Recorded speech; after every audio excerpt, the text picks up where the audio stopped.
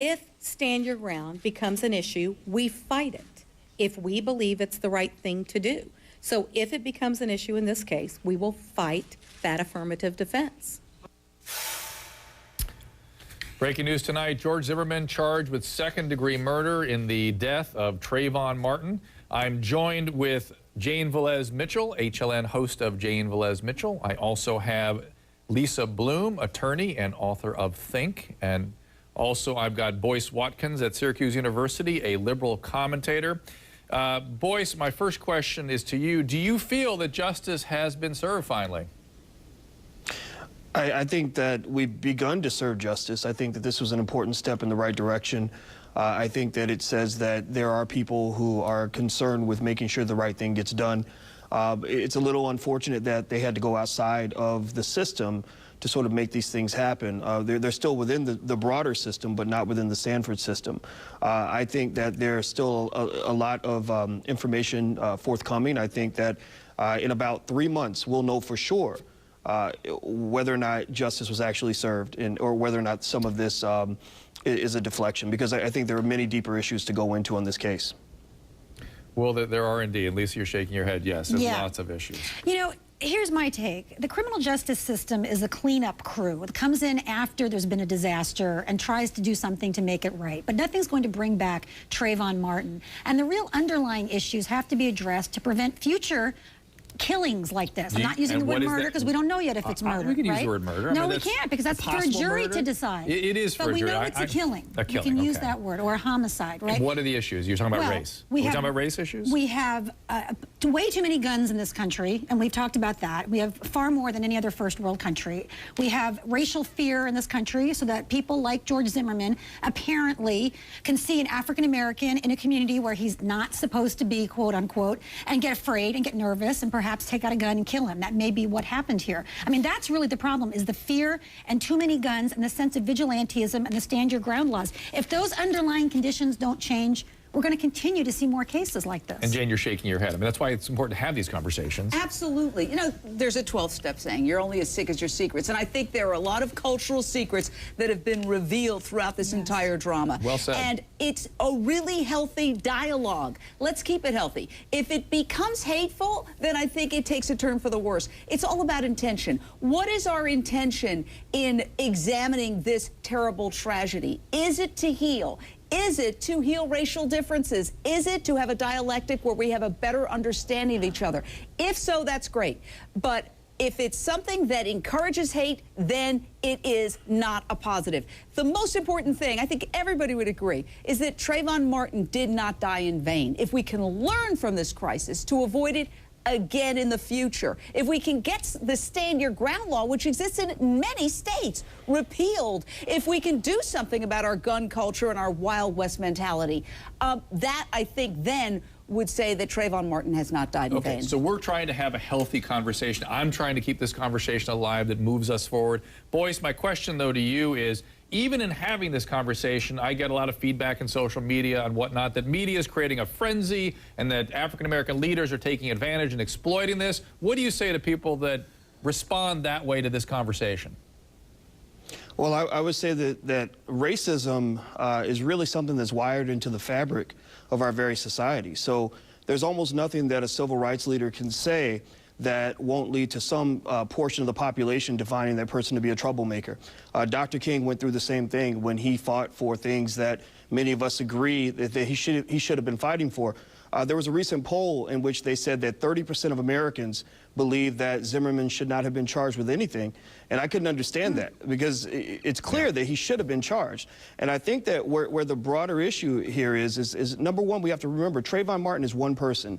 George Zimmerman's one person. They are both symbols of broader issues. The prison industrial complex, all the black men that are in prison right now for incidents that were clearly self-defense. The fact that the police didn't investigate thoroughly because the life of a black male is worth almost nothing in America.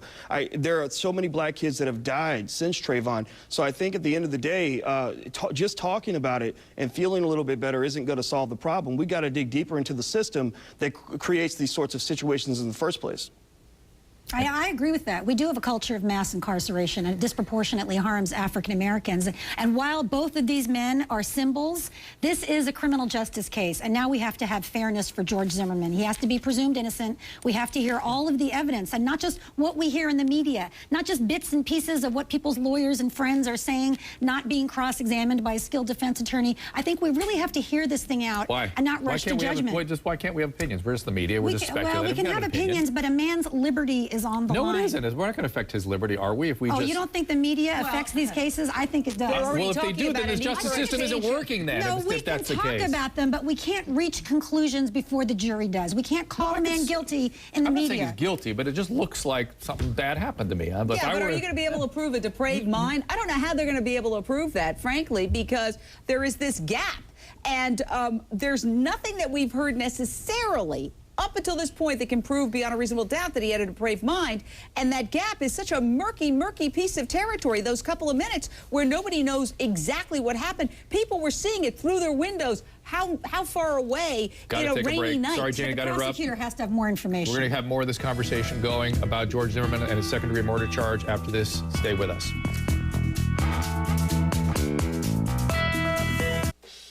I just want to speak from my heart to your heart, because a heart has no color. It's not black, it's not white, it's red. And I want to say thank you from my heart to your heart.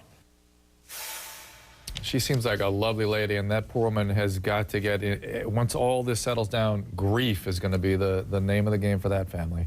George Zimmerman has been charged with second-degree murder in the shooting death of Trayvon Martin. It has been an emotional evening for his family and others. Jane, did anyone win tonight?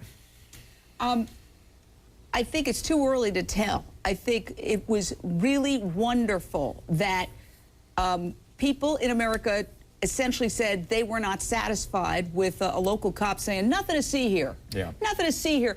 Go on your way. And people took to the streets and they marched and they said, no, there is something to see here. So we're not at the end of this, what I call Shakespearean tragedy. Act one, and not to in any way make light of it, but just to give it a structure. Act one was the tragedy itself, the killing. This is Act two, and now Act three is going to be the trial itself and how that plays out.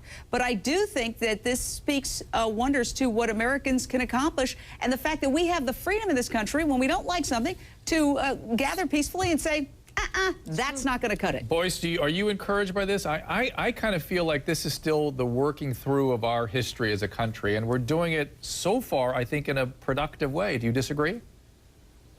I think that we can be productive. I think that we can give our country a lot of credit for the progress that we've made. But I think we also have to be realistic about the progress that we have not made. We are not a post-racial society. If you look at any major event that's involved race over the last 15 years, the O.J. trial, Henry Louis Gates, this case, and you do polls among whites and blacks, you always find a very different set of realities between the two groups. So I think that what this case really does is it gives us an opportunity to educate and to communicate and hopefully eventually legislate our way past some of the damage that's been done in the past when it comes to our really sick racial history. So let's see how it works out. But I want fairness for George Zimmerman. Let's make that clear. Yeah. But we have bigger fish to fry beyond that. Yeah. We all do, but the sick racial history is the interesting point here. And Lisa, I've got about a minute. I'm going to give you a last comment here.